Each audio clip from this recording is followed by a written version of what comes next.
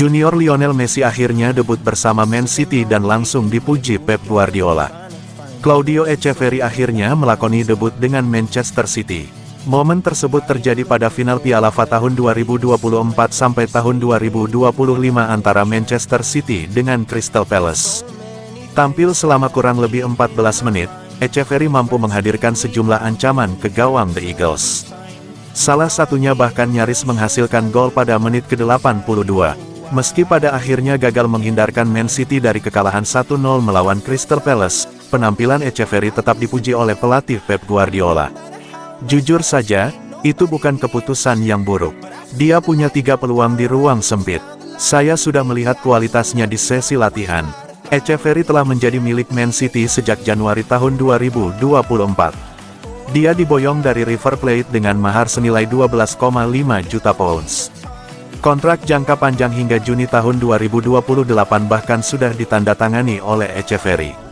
Akan tetapi, pemuda berusia 19 tahun itu tak langsung bergabung dengan skuad Pep Guardiola. Echeverri tetap berada di River Plate sebagai pemain pinjaman. Hingga akhirnya pada Februari tahun 2025, Man City baru bisa membawa Echeverri ke Etihad Stadium setelah kelar membela negaranya pada kejuaraan Amerika Selatan U20. Sebelumnya, Echeverri hanya berkarir di Argentina bersama River Plate sejak di tim muda hingga tim utama.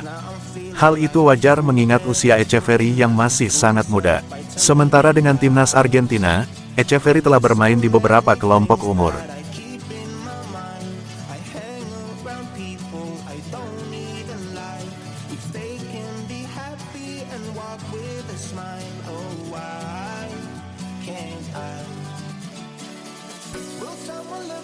Alan Shearer kecam keputusan Erling Haaland yang merugikan Man City di final Piala FA. Legenda Newcastle, Alan Shearer mengecam keputusan Erling Haaland karena memberikan bola kepada Omar Marmoush setelah Manchester City mendapat hadiah penalti di final Piala FA melawan Crystal Palace. Keputusan Haaland untuk memberikan bola kepada Marmoush mengejutkan banyak pihak, mengingat pemain Norwegia itu telah mencetak 30 gol di semua kompetisi musim ini. Beberapa pakar, termasuk Gary Lineker dan Wayne Rooney yakin bahwa bos Pep Guardiola memerintahkan Haaland untuk memberikan bola kepada orang lain.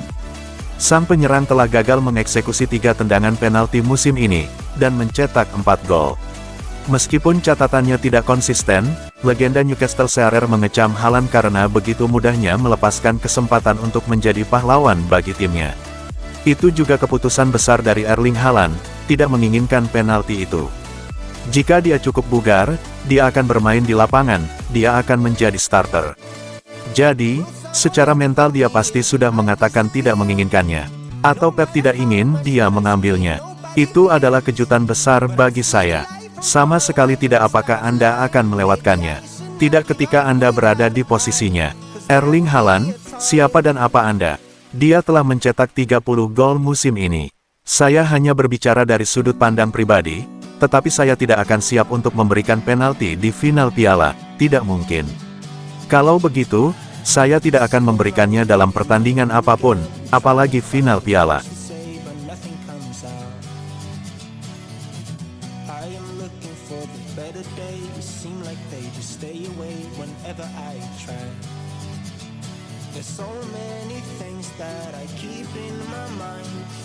Prediksi Manchester City vs Bournemouth tanggal 21 Mei tahun 2025. Manchester City dan Bournemouth akan bertemu di Etihad Stadium pada pekan ke-37 Premier League 2024/2025. Pertandingan Liga Inggris antara Manchester City vs Bournemouth ini dijadwalkan kick-off Rabu, tanggal 21 Mei tahun 2025, jam 2 waktu Indonesia Barat. Man City menatap laga kandang terakhir musim ini dengan misi wajib menang. Kekalahan menyakitkan dari Crystal Palace di final FA Cup membuat tekanan semakin besar. Tak ada ruang untuk kesalahan jika ingin finish di 5 besar. Kegagalan menjuarai Premier League dan FA Cup jadi penanda menurunnya dominasi mereka. Laga melawan Bournemouth bisa menjadi tolok ukur bagaimana City menutup musim yang mengecewakan. City saat ini tertinggal 1 poin dari Aston Villa dan Chelsea, tapi punya 1 pertandingan lebih banyak. Kemenangan akan membawa mereka kembali ke zona Liga Champions. Dengan selisih gol yang unggul, peluang itu tetap terbuka lebar. Prediksi starting 11 Manchester City: Ederson, Nunes, Diaz, Gvardiol, O'Reilly, Gonzalez, Gundogan, Savinho, De Bruyne, Marmoush, Haaland.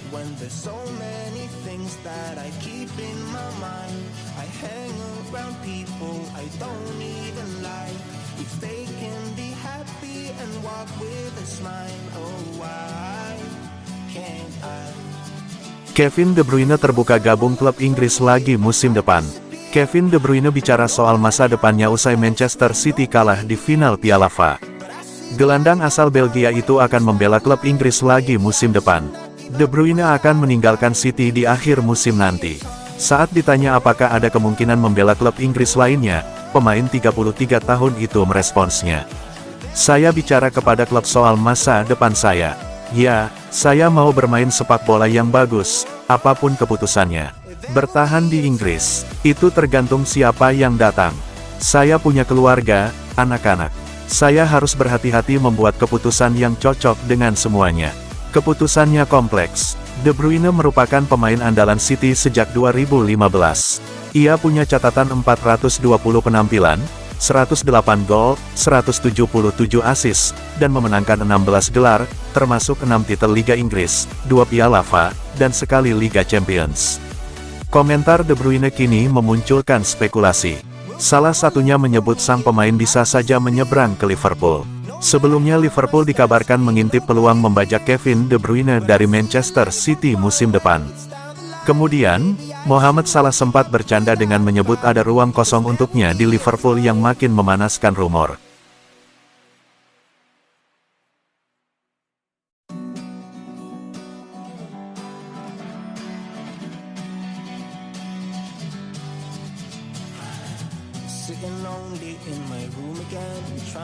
De Bruyne enggan perkuat City di Piala Dunia Antar Klub.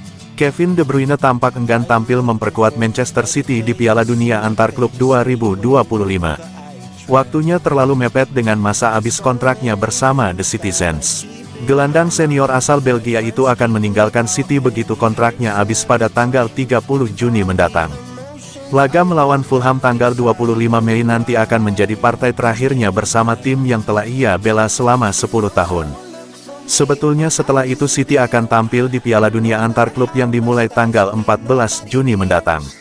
Mereka akan menjalani laga fase grup melawan Wydad AC tanggal 18 Juni, Al Ain tanggal 22 Juni, dan Juventus tanggal 26 Juni. Mengacu kontrak yang ada, De Bruyne masih bisa bermain pada tanggal-tanggal tersebut. Namun ia tampak enggan melakukannya. Keberadaan Piala Dunia Antar Klub membuat klub-klub peserta diizinkan untuk merekrut pemain baru sebelum turnamen dimulai. Pemain yang kontraknya habis di tengah turnamen juga bisa saja diperpanjang jika memang ada kata sepakat. Itu tidak masuk akal, tetapi itulah yang terjadi ketika Anda memaksakan turnamen baru di tengah situasi kontrak.